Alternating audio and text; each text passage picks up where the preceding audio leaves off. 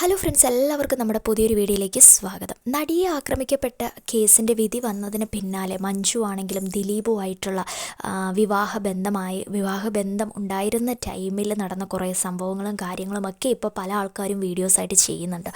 അപ്പോൾ ഇന്ന് ഒരു വീഡിയോ എൻ്റെ ശ്രദ്ധയിൽപ്പെട്ടു. അതായത് ഇപ്പോൾ ഭാഗ്യലക്ഷ്മി പറഞ്ഞ ഒരു ഡബ്ബിങ് ആർട്ടിസ്റ്റായിട്ടുള്ള ഭാഗ്യലക്ഷ്മി ഇവരെക്കുറിച്ച് സംസാരിച്ച ഒരു ഫോൺ സംഭാഷണമാണ് ഇപ്പോൾ വൈറലായിക്കൊണ്ടിരിക്കുന്നതെന്ന് പറയാം. അതിൻ്റെ അകത്ത് മഞ്ജു അനുഭവിച്ച വിഷമങ്ങളും യാതനകളും ഒക്കെ നമുക്ക് ആ പുള്ളിക്കാരിയുടെ വാക്കുകളിലൂടെ തന്നെ നമുക്ക് മനസ്സിലാകാൻ സാധിക്കും. കാരണം ഒരു ഡാൻസ് പ്രോഗ്രാം ഒപ്പിച്ചു കൊടുക്കുന്ന ടൈമിൽ കാശൊന്നുമില്ല, എന്ത് പൈസയാണെങ്കിലും പ്രോബ്ലം ഇല്ല എന്ന് പറഞ്ഞ രീതിയിൽ അതൊന്ന് ശരിയാക്കി കൊടുത്തു എന്നൊരു തെറ്റ് മാത്രമാണ് ഭാഗ്യലക്ഷ്മി ചെയ്തു എന്ന് പറയുന്നത്.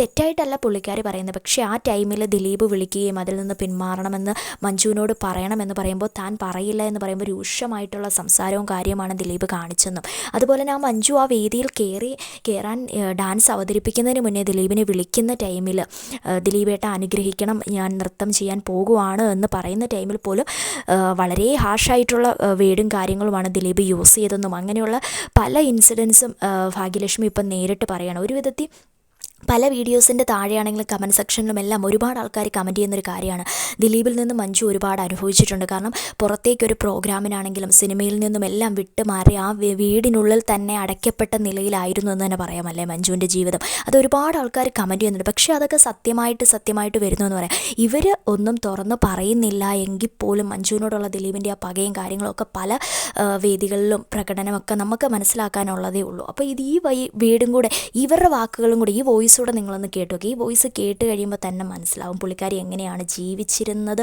എന്നതിൻ്റെ സത്യം നമുക്ക് മനസ്സിലാക്കാൻ വലിയ പാടൊന്നുമില്ല. അതുപോലെ നല്ല തെളിവായിട്ട് പുള്ളിക്കാരി പറഞ്ഞു തരുന്നുണ്ട്. പക്ഷേ അത് പുള്ളിക്കാരിക്ക് നെഗറ്റീവായിട്ട് പല വീഡിയോസും പല ആൾക്കാരും നെഗറ്റീവായിട്ടാണ് വീഡിയോയും കാര്യങ്ങളും ഒക്കെ വീണ്ടും വന്നത് എന്ന്. പക്ഷേ അതൊന്ന് ആ ഡാൻസ് പ്രോഗ്രാം ശരിയാക്കി കൊടുക്കുക മാത്രമാണ് പുള്ളിക്കാരി ചെയ്തത്. പക്ഷേ അത് നെഗറ്റീവായിട്ടാണ് പുറത്ത് വന്നത്. അതുകൊണ്ടാണ് ഇപ്പോഴെങ്കിലും ആ സത്യാവസ്ഥ പറയണമെന്ന് തോന്നിയിട്ട് പുള്ളിക്കാരി അത് തുറന്ന് പറയുന്നത്. അതുപോലെ തന്നെ പല ഇൻസിഡൻസും കാര്യങ്ങളും എല്ലാം മഞ്ജു പുള്ളിക്കാരിയായിട്ട് ഷെയർ ചെയ്തിട്ടുണ്ട് എന്നാണ് പറയുന്നത്. ഏതായാലും വോയിസ് കേട്ടതിന് ശേഷം നിങ്ങളുടെ അഭിപ്രായം പറയൂ.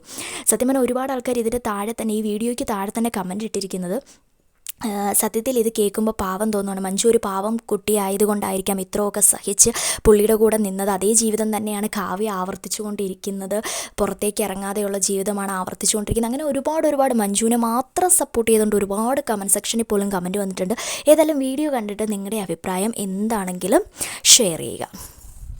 ഒരു വിഷയത്തിൽ ഞാനൊരു ദൃക്സാക്ഷിയാണ്. ദൃക്സാക്ഷി എന്ന് വെച്ചാൽ ഞാൻ അതിൽ ഒരു ഭാഗമാണ് ആ വിഷയത്തിൽ. കാരണം ഈ കരിക്കകം ക്ഷേത്രത്തിൽ ഡാൻസ് കളിച്ചതിനെ കുറിച്ച് എവിടെയോ ഒരു ഇത് ഞാൻ വായിച്ചു, അനൂപ് പറഞ്ഞതായിട്ട് വായിച്ചിരുന്നു. അതില് ഈ കരിക്കകം ക്ഷേത്രത്തിലുള്ളവർ എന്നെയാണ് അന്ന് വിളിച്ചത്. എന്നെ വിളിച്ചിട്ട് പറഞ്ഞു, മാം ഞങ്ങൾക്ക് എങ്ങനെയെങ്കിലും മഞ്ജു വാര്യരെ ഒന്ന് സംഘടിപ്പിച്ച് തരുമോ ഞങ്ങളുടെ ഈ ഉത്സവകാലത്ത് ഡാൻസിന്. ഞാൻ പറഞ്ഞു എനിക്ക് അവരെ ഒരു പരിചയവും ഇല്ല എന്ന് പറഞ്ഞു. അയ്യോ അങ്ങനെ പറയരുത് മാഡം, എങ്ങനെയെങ്കിലും അതൊന്ന് ശരിയാക്കി തരണം എന്ന് പറഞ്ഞു. ഞാൻ ഗീതു മോഹൻദാസിനെയാണ് വിളിച്ചത്. കാരണം എനിക്ക് മഞ്ജുവിനെ പരിചയമില്ല, നമ്പർ ഇല്ല, ഒന്നുമില്ല. അപ്പൊ ഗീതു പറഞ്ഞു, എന്റെ പൊന്നു ചേച്ചിക്ക് എന്താ മഞ്ജുവിനെ വിളിച്ചാ ഞാൻ നമ്പർ തരാം, ചേച്ചി മഞ്ജുവിനെ വിളിച്ച് ഡയറക്റ്റ് ആയിട്ട് ചോദിക്കൂ എന്ന് പറഞ്ഞു. ആക്ച്വലി ആ സമയത്ത് ഇവർ തമ്മിൽ ഒരു ഇഷ്യൂ ഉള്ളത് കൊണ്ട് എനിക്ക് ദിലീപിനെ വിളിച്ച് ചോദിക്കാൻ തോന്നിയില്ല. ഞാൻ മഞ്ജുവിനെ വിളിച്ചു. എന്നിട്ട് ഞാൻ മഞ്ജുവിനോട് ചോദിച്ചു, മഞ്ജു ഡാൻസ് കളിക്കുമോ എന്ന് ചോദിച്ചു. കളിക്കും ചേച്ചി, എനിക്ക് പിന്നെ കളിച്ചേ പറ്റൂ, കാരണം ഞാൻ സാമ്പത്തികമായിട്ട് ഞാൻ വളരെ പ്രശ്നത്തിലാണ്. കാരണം എന്റെ ബാങ്ക് അക്കൗണ്ടുകളെല്ലാം ഫ്രീസ് ചെയ്തിരിക്കുകയാണ്. അപ്പൊ എനിക്ക് പൈസ ഇല്ല എന്റെ കയ്യില്, അപ്പൊ എനിക്ക് പൈസ വേണം എന്നിങ്ങനെ പറഞ്ഞു. അപ്പൊ ഞാൻ പറഞ്ഞു, ഇങ്ങനെ ഒരു അമ്പലം പറഞ്ഞിട്ടുണ്ട്, പേയ്മെന്റ് ഒന്നും ഞാൻ പറഞ്ഞിട്ടില്ല, നേരിട്ട് സംസാരിച്ചോളൂ, ഞാൻ നമ്പർ കൊടുക്കാം എന്ന് പറഞ്ഞു.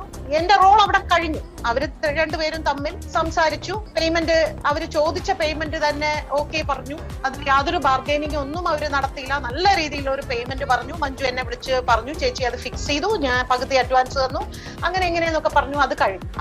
ഞാൻ ഇതുവരെ ഇത് എവിടെ പറഞ്ഞിട്ടില്ലാത്തൊരു കാര്യമാണ്. പക്ഷേ ഇതിനെക്കുറിച്ച് തെറ്റായിട്ടുള്ള ഒരു സന്ദേശം പുറത്ത് വരുന്നത് കൊണ്ടാണ് ഞാൻ ഇതിപ്പോ പറയുന്നത്. അപ്പൊ അന്ന് രാത്രി ഒരു 1:30 മണിക്ക്, എനിക്ക് ഒരിക്കലും രാത്രി കാലങ്ങളിൽ ഫോണുകൾ അങ്ങനെ വരാറില്ല, പക്ഷെ ഒരു 1:30 മണിയായപ്പോ എനിക്കൊരു കോൾ വന്നു. നോക്കുമ്പോ ദിലീപായി. അപ്പൊ എനിക്ക് ദേഷ്യം വന്നു. അപ്പൊ ഞാൻ ചോദിച്ചു, എന്തിനാ ഈ രാത്രി 1:30ക്കൊക്കെ എന്നെ വിളിക്കുന്നത് എന്ന് ചോദിച്ചപ്പോ എന്നോട് പറഞ്ഞു, ഇവിടെ കുറച്ച് പ്രശ്നമാണ് ചേച്ചിയാണോ അമ്പലത്തിൽ ഇങ്ങനെ ഡാൻസ് ഫിക്സ് ചെയ്ത് കൊടുത്തത്? ഞാൻ പിന്നെ ഫിക്സ് ചെയ്ത് കൊടുത്തതല്ല, രണ്ടുപേരെ ഞാൻ കണക്ട് ചെയ്ത് കൊടുത്തു എന്ന് പറഞ്ഞു. അല്ല അത് കളിക്കാൻ പാടില്ല, അത് അവൾ കളിക്കാൻ പാടില്ല എന്ന് പറഞ്ഞു.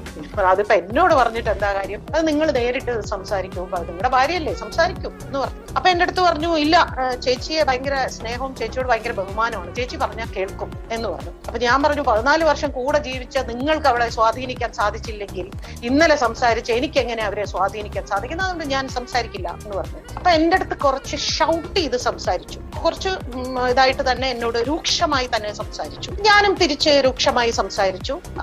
അങ്ങനെ ഞാൻ ഫോൺ കട്ട് ചെയ്തു. ഞാൻ അപ്പൊ തന്നെ മഞ്ജുവിന് ഒരു മെസ്സേജ് അയച്ചു, രാവിലെ എന്നെ വിളിക്കണം, അത്യാവശ്യമായിട്ട് ഒരു കാര്യം പറയാനുണ്ട് എന്ന് പറഞ്ഞ മെസ്സേജ് അയച്ചു. രാവിലെ ഒരു 6-6:30 ആയപ്പോ മഞ്ജു എന്നെ വിളിച്ചു. അപ്പൊ ഞാൻ പറഞ്ഞു, മഞ്ജു ഇത് ഞാൻ മഞ്ജുവിനോട് ഇന്നലെ ഞാൻ സംസാരിച്ചു കേട്ടോ, ഞാനിത് പുറത്ത് പറയാൻ പോവുകയാണ് എന്ന്. ഞാൻ ഇതുവരെ പുറത്ത് പറഞ്ഞില്ല, പക്ഷെ ഇപ്പൊ ഞാൻ മഞ്ജുവിന്റെ പെർമിഷനോട് കൂടെ ഞാൻ പുറത്ത് പറയുകയാണ്, ഇങ്ങനെയുള്ള തെറ്റായ വാർത്തകൾ പുറത്ത് വരാതിരിക്കാനാണ്. അപ്പൊ ഞാൻ മഞ്ജുവിനോട് പറഞ്ഞു, മഞ്ജു ഇന്നലെ രാത്രി ദിലീപ് വിളിച്ചിരുന്നു, കുറച്ച് രൂക്ഷമായിട്ടൊക്കെ സംസാരിച്ചു, പ്രശ്നമാണെങ്കിൽ ഡാൻസ് നിർത്തിക്കൂടെ എന്നിങ്ങനെ ഞാൻ ചോദിച്ചു. അപ്പൊ എന്റെ അടുത്ത് പറഞ്ഞു, ചേച്ചി ഈ പ്രശ്നം ഞാൻ ഡീൽ ചെയ്തോളാം, ചേച്ചി ഇതിനെ കുറിച്ച് ഒന്നും അറിയണ്ട, കുറച്ച് പ്രശ്നമുണ്ട് ചേച്ചി എന്നിങ്ങനെ പറഞ്ഞു. അത് കഴിഞ്ഞ് അവര് കളിക്കുകയൊക്കെ ചെയ്തു. ഇതാണ് യഥാർത്ഥത്തിൽ ആ വിഷയത്തിൽ നടന്നത്. അതല്ലാതെ അവര് തോന്നിയ പോലെ ആരോടും പറയാതെയും ആരോടും ഒന്നും ചോദിക്കുക അങ്ങനെയൊക്കെയാണ് ഈ വാർത്തകൾ വന്നത്. ഇദ്ദേഹം അറിഞ്ഞില്ല. ഈ ഗുരുവായൂർ ഡാൻസ് കളിക്കാൻ പോകുന്നതിന് മുൻപ് ഞാൻ അതിനെ കുറിച്ചൊക്കെ ഞാൻ മഞ്ജുവിനോട് സംസാരിച്ചിട്ടുണ്ട്. വ്യക്തമായി ചോദിച്ച് സമ്മതം ചോദിച്ചിട്ടാണ് കളിക്കാൻ പോയതെന്ന് അന്ന് എന്നോട് മഞ്ജു പറയുകയും ചെയ്തു. ഡാൻസ് കളിക്കാൻ പോകുന്നതിന് മുമ്പ് ദിലീപേട്ട എന്നെ അനുഗ്രഹിക്കണം, ഞാനിതാ സ്റ്റേജിൽ കയറുകയാണ് എന്ന് പറഞ്ഞപ്പോൾ വളരെ മോശമായ ഒരു ഭാഷ തിരിച്ചു പറഞ്ഞു എന്നുമൊക്കെ ഇത്തരം ചർച്ചകളൊക്കെ ഞങ്ങൾ തമ്മിൽ നടത്തിയിട്ടുണ്ട്. അപ്പോ ഇതൊന്നും മഞ്ജു എന്ന് പറയുന്ന ഒരു വ്യക്തി പുറത്ത് പറയാതിരിക്കുന്നത് കൊണ്ട്, അവരാരോടും ഒന്നും ഇതിൽ സംസാരിക്കുന്നില്ല. അവർ ഒന്നും സംസാരിക്കാത്തത് കൊണ്ട് എന്ത് തോന്നിവാസവും അവരെ കുറിച്ച് പറയുക എന്നുള്ളത് വളരെ സങ്കടകരമായ ഒരു അവസ്ഥ. ഒരു സ്ത്രീയെ കുറിച്ച് ഇങ്ങനെയൊക്കെ പറഞ്ഞാൽ സമൂഹത്തിൽ അവരെ കുറിച്ച് ഒരു തെറ്റായ ധാരണ ഉണ്ടാക്കിയെടുക്കാൻ പറ്റും. ഇപ്പം പിന്നെ ഈ നടിയുടെ വിഷയമുണ്ടായ സമയത്ത് ഇദ്ദേഹം ഒരു ഇന്റർവ്യൂവിൽ പറയുന്നുണ്ടായിരുന്നു, പിന്നെ കൂടാൻ പാടില്ലാത്ത ആൾക്കാരുടെ കൂടെ കൂടിയിട്ടാണ് അവൾക്ക് ഇങ്ങനെ സംഭവിച്ചത് എന്ന്. അപ്പൊ ഇത് അതായത് ഇപ്പൊ ഇദ്ദേഹം നിൽക്കുന്ന ഒരു അവസ്ഥ, ആരുടെ കൂടെ കൂടിയിട്ടാണ് അദ്ദേഹം ഇങ്ങനെ ഒരു മോശമായ ഒരു അവസ്ഥയിൽ